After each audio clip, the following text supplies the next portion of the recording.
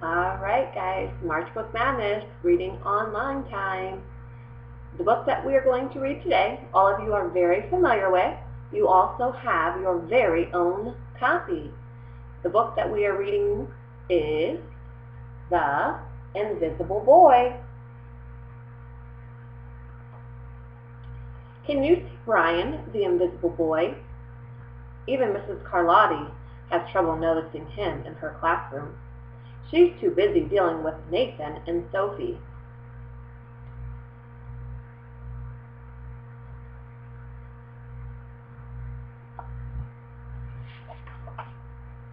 Nathan has problems with what Mrs. Carlotti calls volume control. He uses his outside voice, inside, too much. Sophie whines and complains when she doesn't get her way. Nathan and Sophie take up a lot of space. Brian doesn't.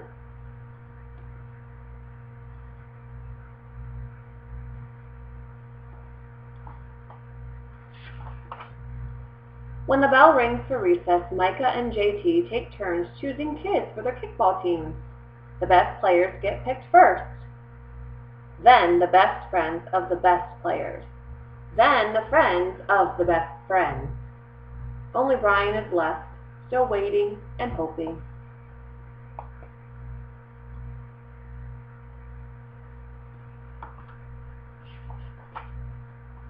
JT glances in Brian's direction and, just as quickly, looks away. We've got enough players for each team, he tells the others. Let's play ball.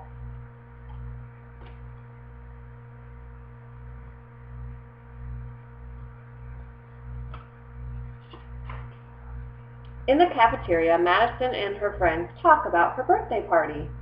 The rope swing over the pool was awesome, says JT. Yeah, so was the water slide, adds Fiona. That was the best pool party ever. I'm so glad you guys had fun, says Madison. Everybody did except Brian. He wasn't invited.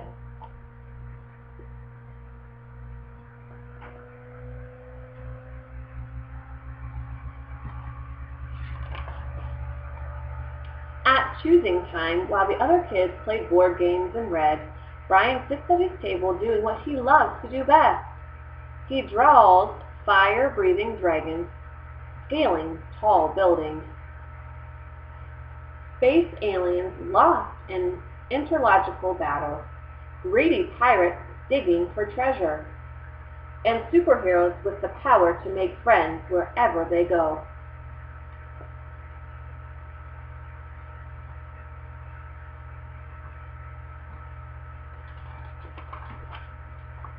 On Monday morning, Mrs. Carlotti introduces Justin, a new student, to the class.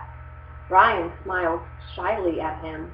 Some of the other kids sneak looks at Justin, trying to figure out if he's cool enough to be their friend. They haven't quite made up their minds yet.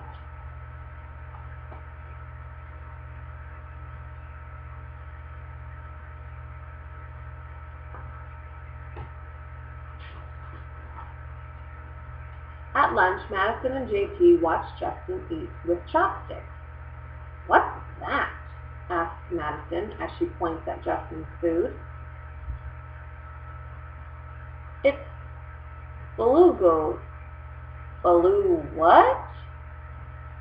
And the kids laugh. All of them, that is, except Brian. He sits there wondering which is worse, being laughed at or feeling invisible. Bulgogi. It's Korean barbecue beef. My grandma made it for me. It's really good. Do we could try some? There's no way. I eat booger-gi.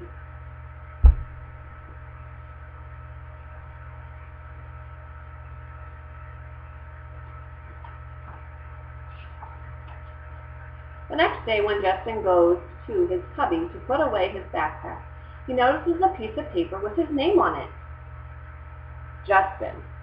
I thought the bulgogi looked good. Brian. Yum.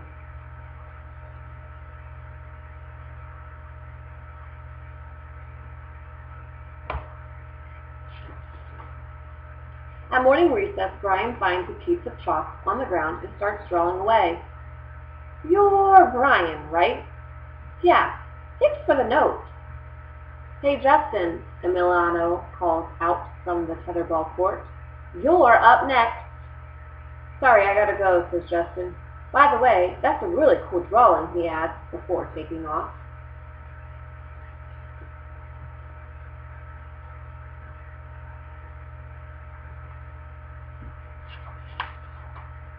Back in class, Mrs. Carlotti asks the kids to team up in 2s or 3s for a special project. The kids scurry around the room to pair off. Brian heads towards Justin. I'm already with Justin, says Emiliano. Find someone else. Brian looks at the floor, wishing he could draw a hole right there to swallow him up. Mrs. Carletti said we could have up to 3 people in our group. We're only 2. Come on, let him work with us. Okay, I guess.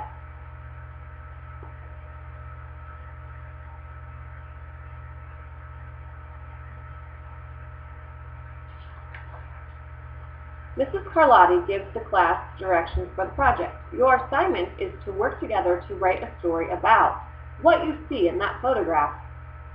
Use your imagination and have fun. Whoa, cool! What kind of people do you think would live in this house like that? I don't know, but I bet Brian could draw them to go with our story, says Justin. Brian smiles as he takes out his lucky pen.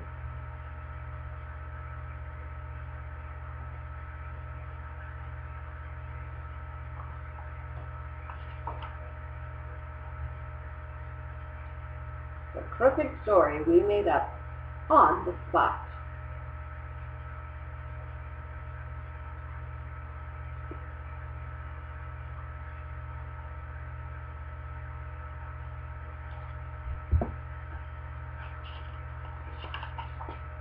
It's lunchtime again, Brian's least favorite part of the day. Another 20 long minutes of kids talking and laughing with everyone else but him. Brian! He hears someone shout. Hey, Brian, over here! Brian turns and sees Justin waving him over. Emiliano nods at Brian as he makes room for him at the table.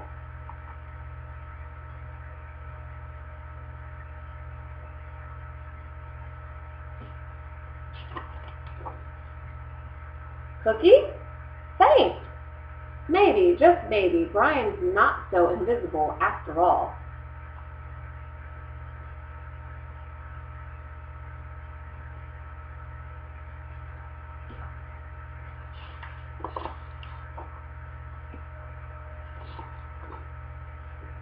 There's the end of our book, The Invisible Boy. Alright, I hope that was a nice little revisit to the story that we've read before. Alright, see you next time.